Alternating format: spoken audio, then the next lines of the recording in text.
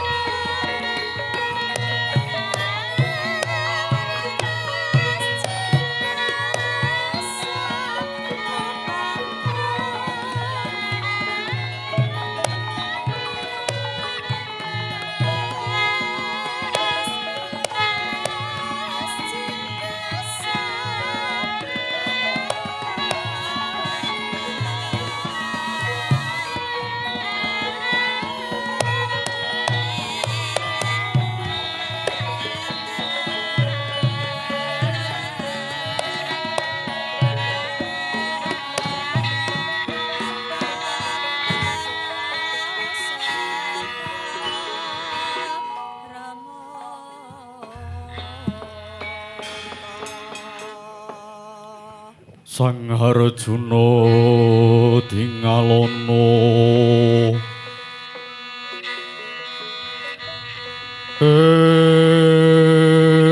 samunira kamenungsan kasrepan tingkaing mungsu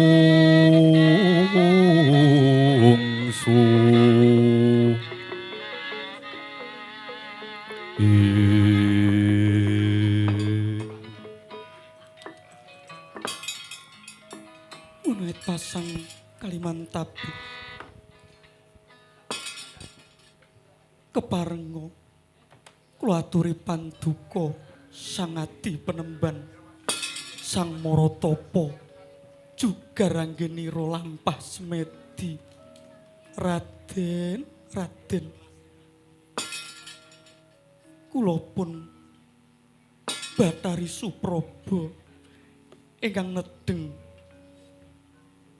hanjugaraken ngenira sang ngapekik nedeng lampah talak brata Raden. Tobat Raden. Kula pun Wilutama mantasaning widodari. Kula menika kondhang widodari sing paling ayu tur dasare prigel. Raden, kula aturi panjenengan anjugaraken anggenipun panjenengan gulang tapa, Raden. Raden, kula pun Bathari Lengleng Mulat.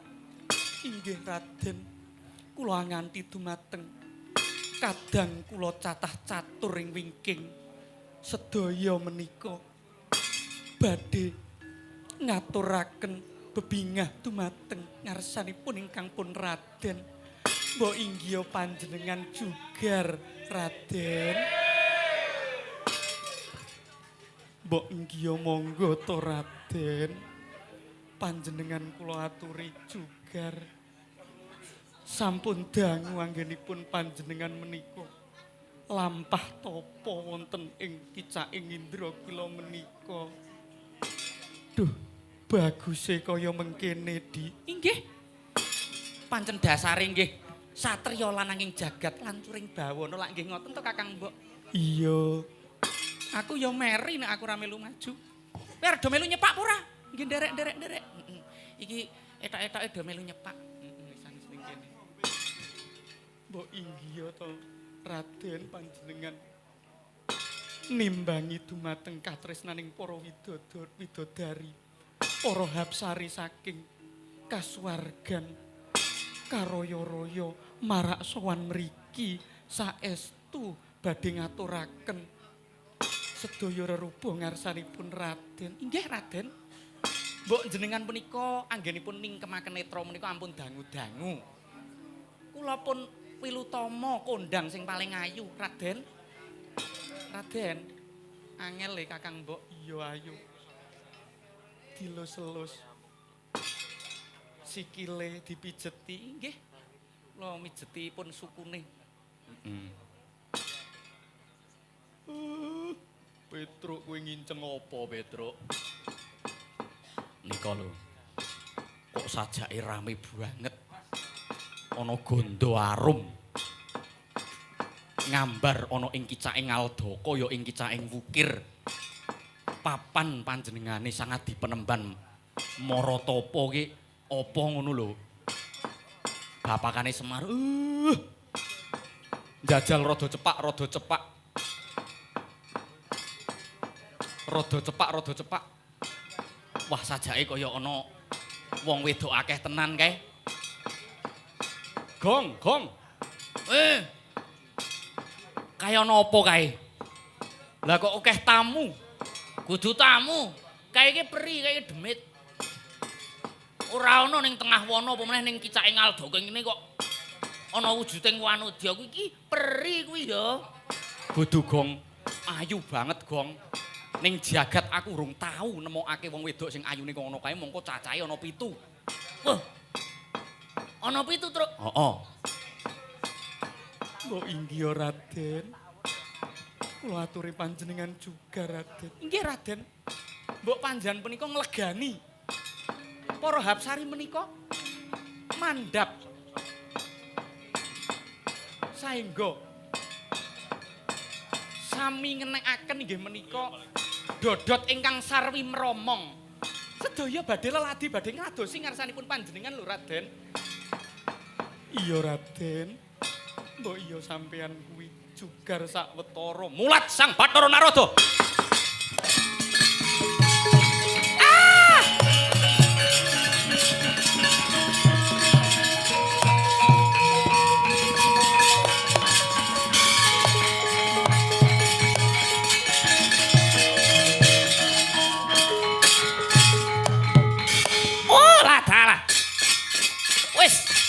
Lah kok iki mau ki ora padha karo rembugane. Ing atase ming takon jugarake marang Sang Adi Begawan ciptaning ya Sang Pintaraga. Lah kok kowe malah padha kayungyon marang baguse. Padha sumingkir. Raden, monggo sampun kula bikak separo menika dodot ageman kula. Wah! Jelai. Wilutama ora ngisen-isen kowe. Tugasmu wis purna, Ayo, bali ning kayangan.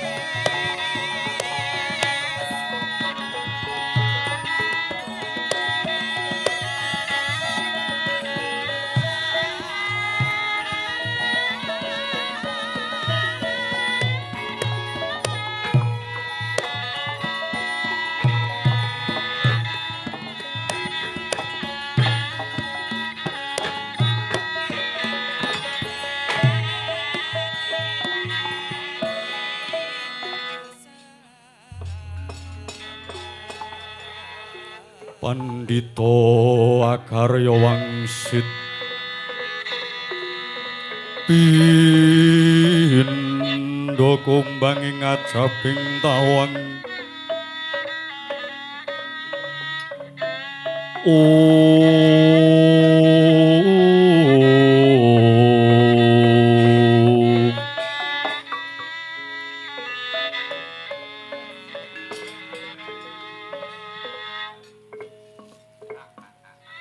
sareng kalian jugaripun anggen kula lampah semedi. Lah kok wonten satunggiling brahmana ingkang merpeki dumateng jagatipun Mintaraga nggih ciptaning. Kula ngaturaken wilujeng rawuh wonten ing sakicaking Aledaka Ngindrakila Penemban. Iya, jagat Dewa Bathara. Panjenengan ingsun merpeki marang jeneng sliramu Raden. ya mung elok banget kahanan. Kahanan iki elok banget jernyatane. Bocah taruna apa meneh bagus. Ketoke ya digdaya sentosa. Lah kok ora nyambut kardi ora makarya. Luwih-luwih ora suwita ana ing swijining praja. Utawa golek minangka kanggo maisah utawa pangupa jiwa pangupa boga. Raden, apa sing mbok upadi? Lah kok lakumu nadyan isih taruna ning ngungkuli marang wong werda. Ngungkuli marang sipating Brahmana ingkang wis dadi kancaku, ingkang wis tak kenal seprana seprene. Raden, duwe gegayuhan apa, duwe penjangka apa? Mula yen to tak tingali saka netramu, kowe kudu menungsa lumrah, yektine ana gegayuhan luhur, gegayuhan agung sing bakal mbok upadi ngasih sliramu mapan ana ing sakjroning guwa kene. Ya, guwa ingkang mapan ana ing saknginggiling gunung Ngendrakela kene. Sewu-sewu kelepatanipun ingkang pun abdi tadah wadana Sang Brahmana. Wonten gegayuhan ingkang nedheng kula lampahi. Sedaya ingkang gumana musik wonten ing saklebeting Pancandriya mboten waget deduga ngisas mangu-manguning penggalih. Inggih awit kula menika nderekaken dawuhipun sedaya para sepuh, sedaya para kadang werda miwah kadang taruna kula. Anggenipun memayu hayuning jagat, memayu hayuning bawana. Mestine kowe kudune dadi nayaka praja nglamar golek gawean ana ing isor, ana ing kutha-kutha gari. Ana ing sakuloning Indrakila iki kondhang ana negara Ngastina. Sakwetane ana negara Wirata, banjur saklore kuwi ana negara sing wis kondhang kang kaloka tilas Nalendra Agung. Ya ki negara Maespati.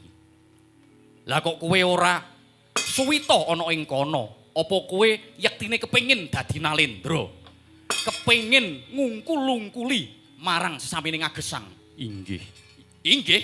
Inggih. Lah kok kowe ora ngilo marang kahananmu, kowe ora ngilo marang gitokmu. Ing atase kuwi ming pendhita alasan ngene. Lah kok duwe gegayuhan cepak wurunge kowe ngger? Inggih. Kula kepengin jumeneng Nalendra, ananging boten Nalendra ingkang kasat mripat utawa Nalendra ingkang ketingal dumateng sesamining agesang. Tegese kula gadah gegayuhan, kula kepengin angratoni marang jiwa raga kula. Kula mboten lirip marang bondo donya. Kula mboten sulap marang kalungguhan. Lan ugi kula mboten kumantil-mantil marang sakathahing wanudya. Pramila menawi kathah ingkang sami ngendikaaken lare enem menika kepingin gadah gegayuhan luhur sarana budidaya nglampahi pakaryan utawi suwita wonten ing negari pundi, benten kaliyan lampahipun inggih kula pun begawan ciptaning. Kula kepingin dados Nalendra, kula kepingin dados ratu, ananging ratu mboten ingkang lenggah dampar siniwaka, ananging kula kepingin neter ketrimaing gesang dados ratu ingkang waget memayu hayuning diri penemban.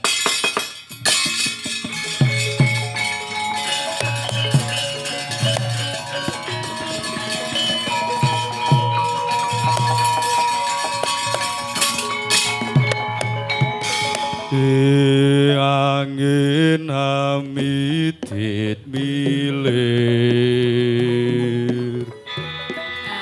Arom-arom lurang banjaran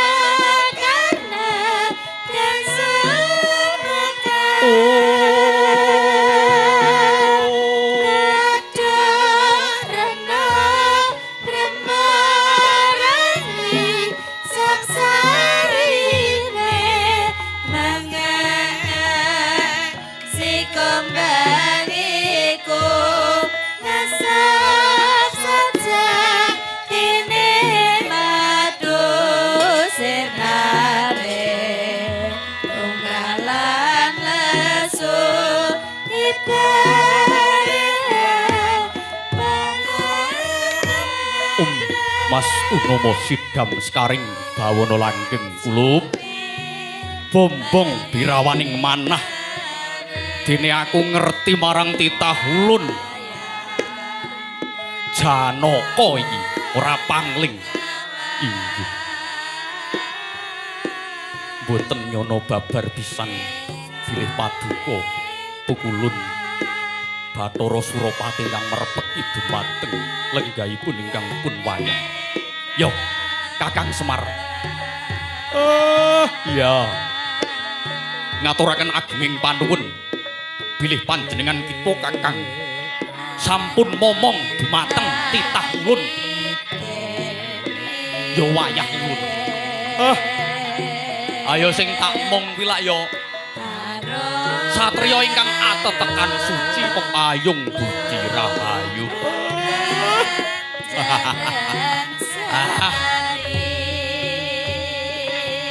Janaka kula wonten timbalaning adawuh. Dina iki bakal katekan penjangkam. Anggonmu wis deduga bisa misas angkara ana ing diri pribadimu. Kondange padha alok yen to satra lanang ing jagat lancuring bawana kuwi wong sing pendem karo wedokan, wong sing urip marang sakataing bondo yuda ning kowe milih dadi pendhita. Yo.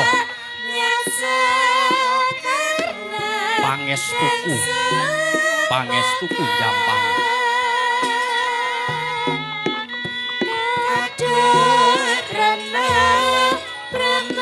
Pramarangi sapsarine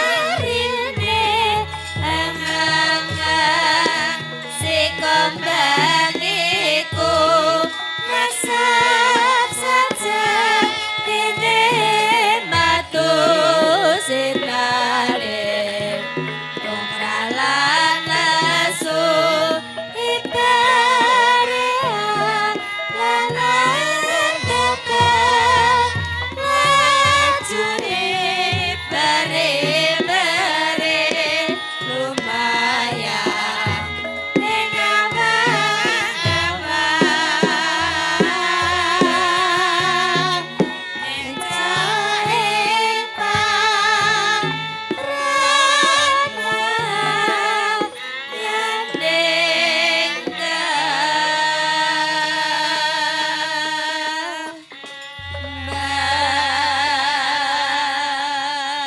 Ya telang ninggalang guana gelar pandan muncar Tinon lir kekunang surem sorote tan padang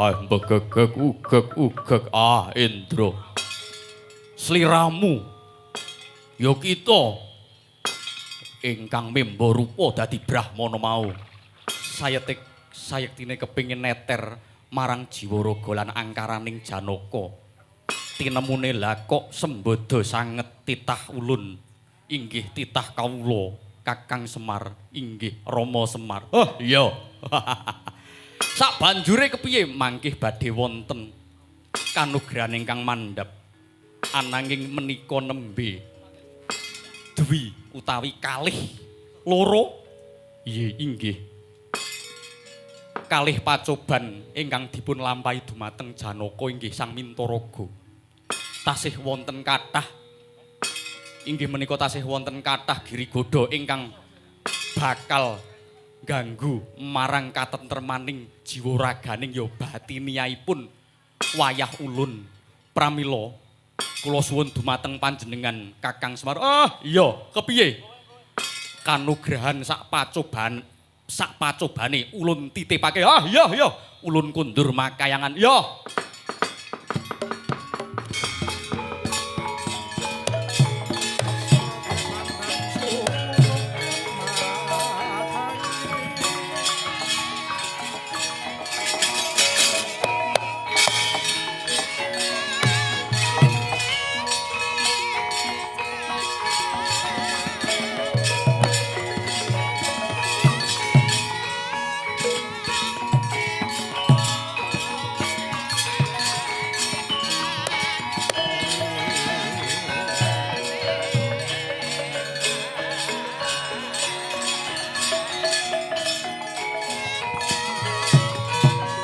Wah, salah. Ah.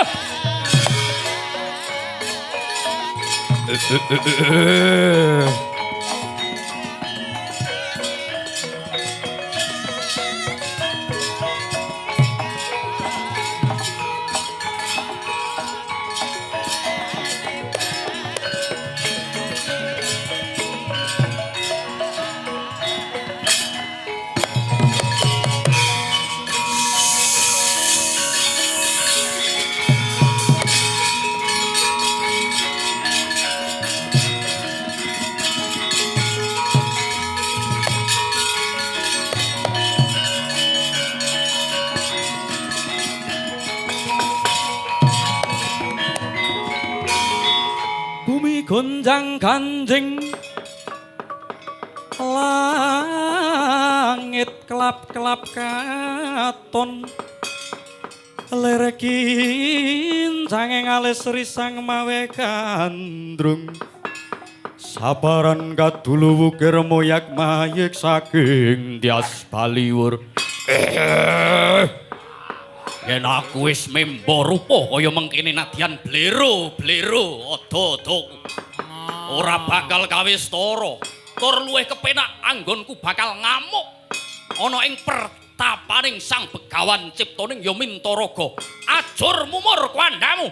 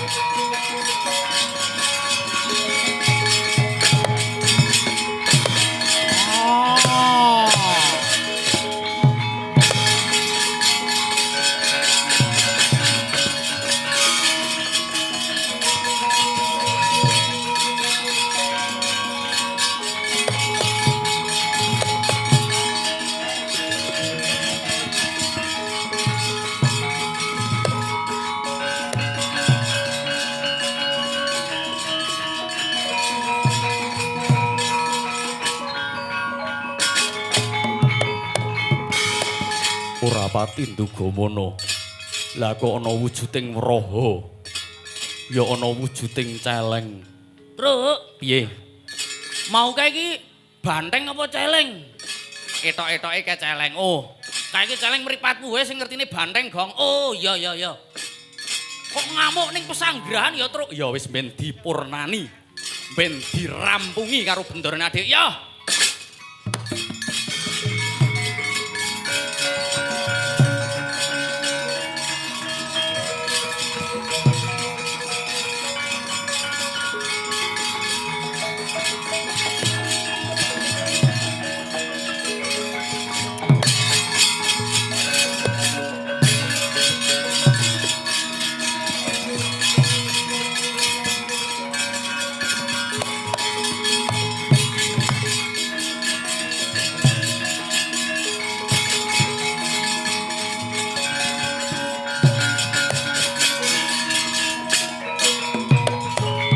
Wela dalah. Suwe-suwe kekalangan aku ngidri jagat. Nyasak ana ing telenging wana durung nemokake wujuding buron wana. Lah kok dina iki aku nemokake wraha gedhe banget. Wah. Kelakon kasembadan aku oleh beburon.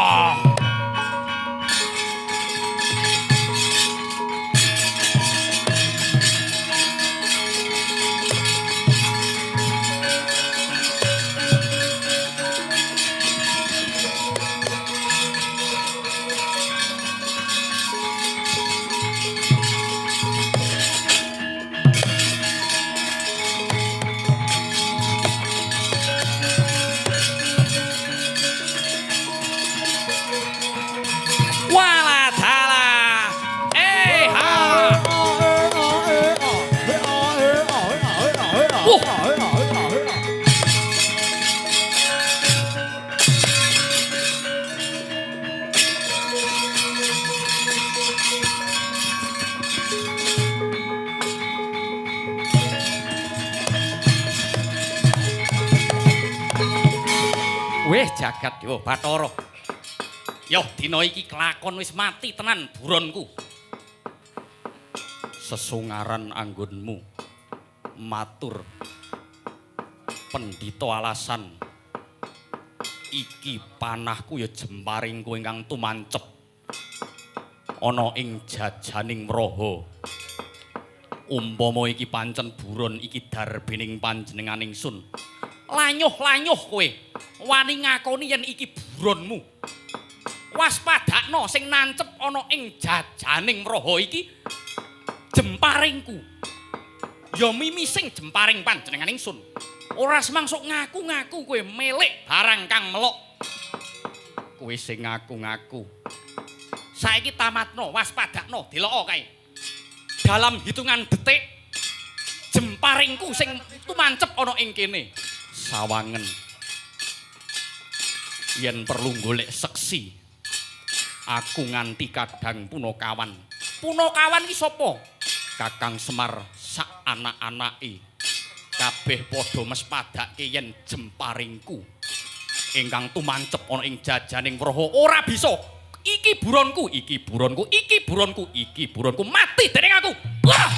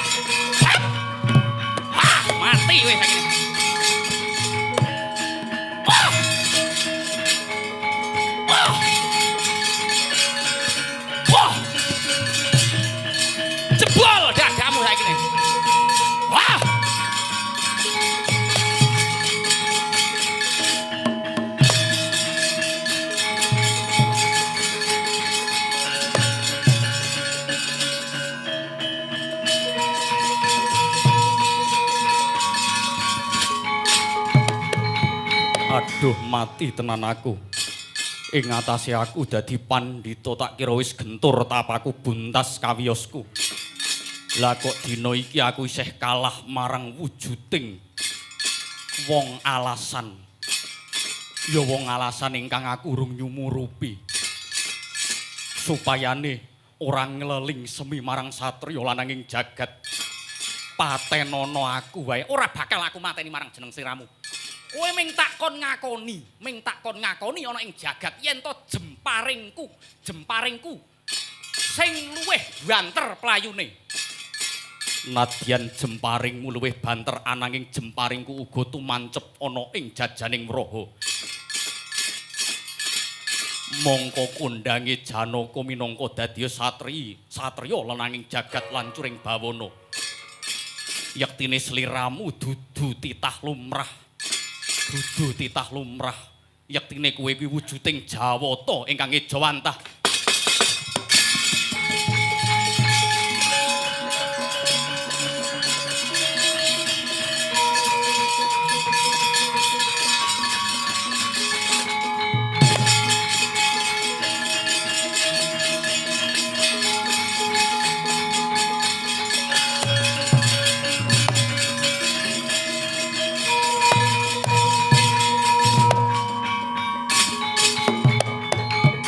Mas tunama sidam sekaring bawana langgeng. Janaka pancen nyata kuwi satriya lananging jagat lancuring bawana. Bisa ngembari marang panjenengan ulun. Pukulun kula ngaturaken bekti. Iya. mapan kanthi pelok barang manjing ana ing kayangan tak kanthi tak sandangi kowe inggih pukulun monggo kula dherekaken.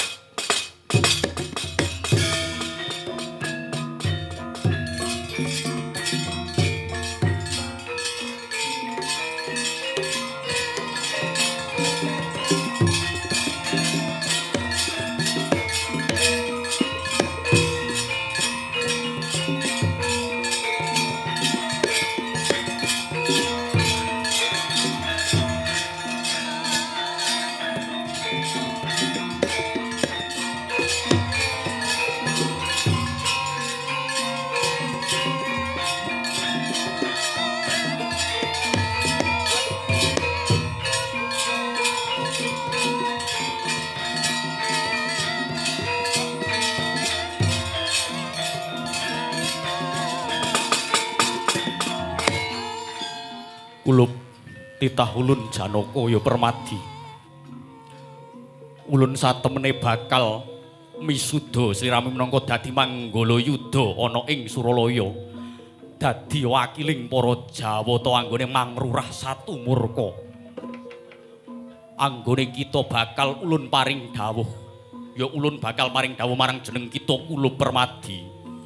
Bengkas Sukerta bengkas angkara murka. Ingkang tumama ana ing madyaning Suralaya gawenen padhang jagat triloka sak isine ngestakaken dawuh pukulun napa ingkang badhe panjenengan dawuhaken tartemtu kula boten badhe selak nggih jeneng kita bakal ulun paringi kanugrahan wujud pusaka Kyai Pasopati ya ing kono sira bakal deduga bisa nelokake lan ngalahake ngasorake wujuding Nalendra Angkara Murka ingkang sinandhang ana ing negari Ngimo Ngimantaka ingkang bakal gawe derdah pasulayan inggih pukulun kepareng paduka kita bakal tak jagokake ana ing pabaratan tindakno pakaryan iki Kulup Janaka.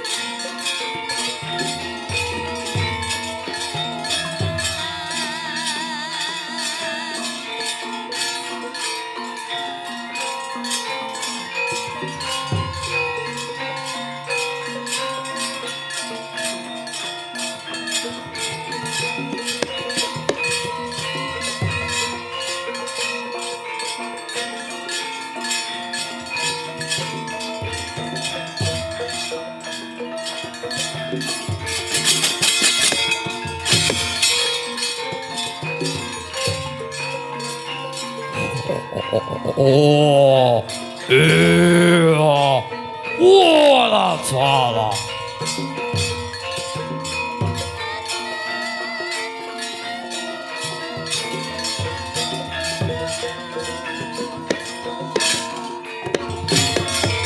哇！啊！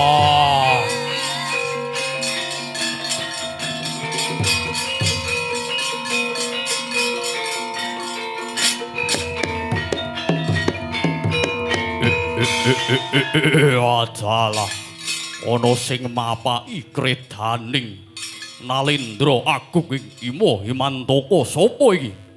Jagoning Mara Jawata ya jagoning Mara Dewa. Raden Janaka ya Raden Arjuna, Raden Janaka ya Raden Arjuna. Gedhea gedhe aku, gagah gagah aku. Mumpung aku dirasa welas marang jeneng sliramu Baliya. Lilakno kayangan minangka dadi kukupaning panjenengan ingsun mati dening aku. Wah!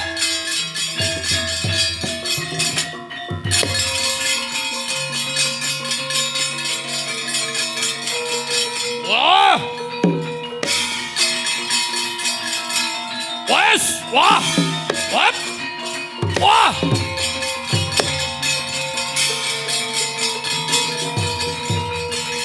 Ah! Ah! Ah! Ah! Ah! Wah! Eh!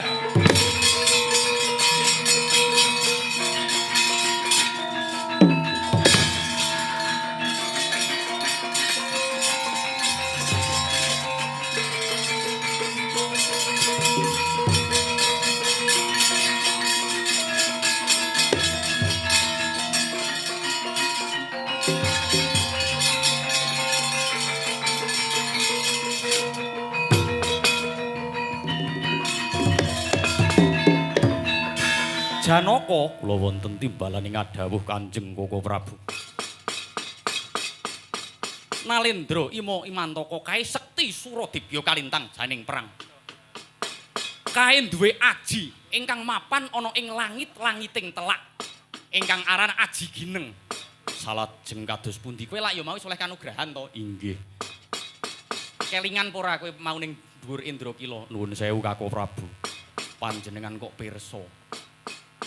Kula ngaturaken bekti lan ngaturaken gunging panuwun sampun kersa merpeki dumateng para Pandhawa kemalih.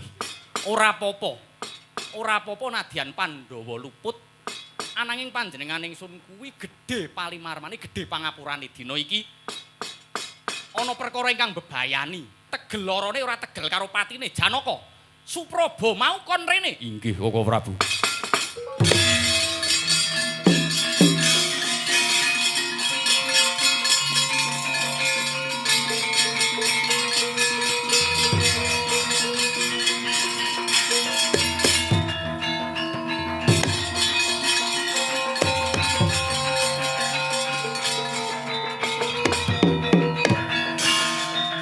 Lho lha iki emban to iki? Mboten kula pun Supraba. Lho. Tak kira emban iki Mboten kula menika. Empan papan dene Raden Janaka inggih nembe mengsah semedi. kula macak dadi wanita alasan. Oh mengkono tak kira emban. Sliramu ingkang bisa gawe lenane Prabu Niwata Kawaca kepareng paduka. Mesthine kowe sing ngerti wong kowe Betari, kowe iki pinter. Inggih.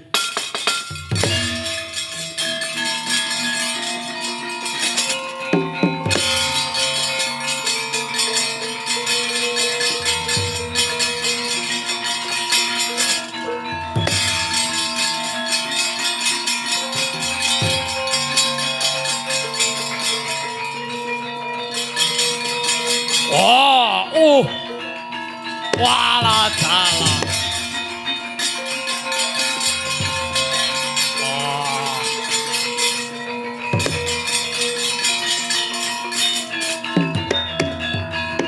Asri rengganing gunung teretaning balumbang waning wong sekar cineng bangan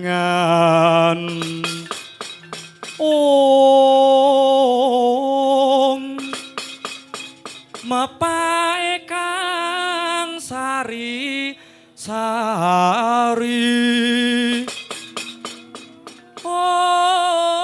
kaya Taman Argasuka ungganing putri Mantili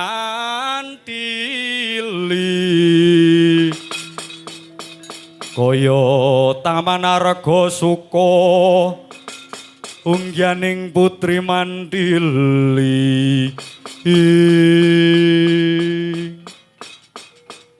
Sinuwun peperen hardaning kamurkanmu. Aku minangka badal ature kabeh para Jawata njaluk pangapura. Dene wadya balamu kabeh tumpes mung nglabuhi marang katresnanu marang panjenengan ingsun. Oh, ora apa-apa. Nek mung wadyabala ki aku iso golek meneh ning dina iki kowe kok wah mapaki kredaning panjenengan ingsun. Tak sawang-sawang kayane aku kok njur seneng karo kowe. Tenan apa ora? Iya. Wah. Wah.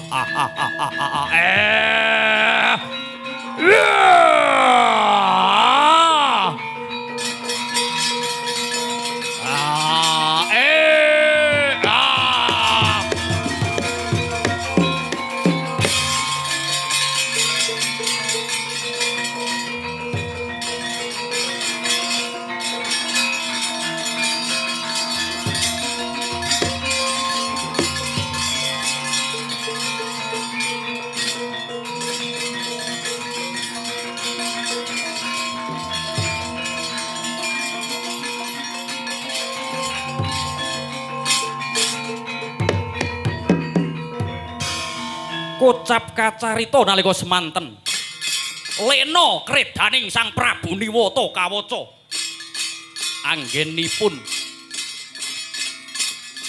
bombong birawaning manah saking senenge dipun tampi katresnane dening Sang Bathari Supraba gedadak sakala mangke mangap-mangap kaya buta singa barong nganti kesupen pawelinge ingkang Rama ampun ngantos suka parisuka seneng ngasih mangap telake ketok nalika semanten mentang langkap Kyai Pasopati dipun peneraken langit-langiting telak Sang Prabu Niwata kawaca nenggih Dyan Arjuna satemah dadi sirna margalayu saknalika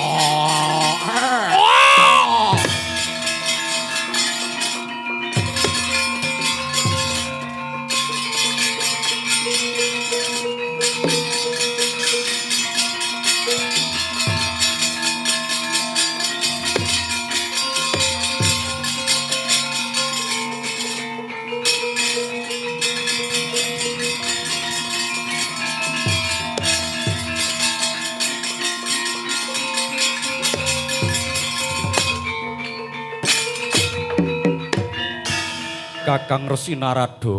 Inggih wonten dawuh Adik Pramesti Bathara Guru. Sampur sirna memalaning jagat Triloka. Inggih. Arjuna diparing kanugrahan. Monggo Kakang.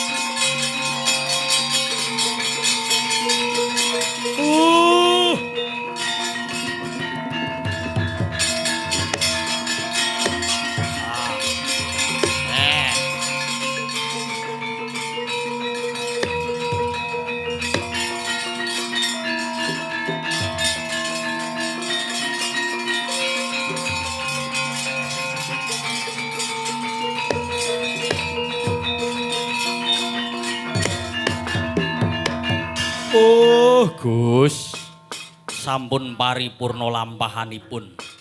Ingkang rayi sampun pundhat anggenipun nglampahi talak brata. Dinten menika monggo kantun dedonga muga-muga enggal-enggala paringi waluya nirmala temah jati-jati temah mulya. Wah, Semariya. Katone wis padhang jagat Triloka. Saikine miwiti perkara saka kawitan muga-muga tak suwunake ngarsaning Gusti kang murbeng dumadi anggone kabeh Pandhawa kang padha tirakatan luwih-luwih kabeh kawula mbaok ujung-ujung pabelan Semarang paringi rahayu kabeh inggih purnaning gati cekap sementen kathah lepat kula sak rencang nyun agunging pangapunten ngaturaken gunging panuwun. Assalamualaikum warahmatullahi wabarakatuh.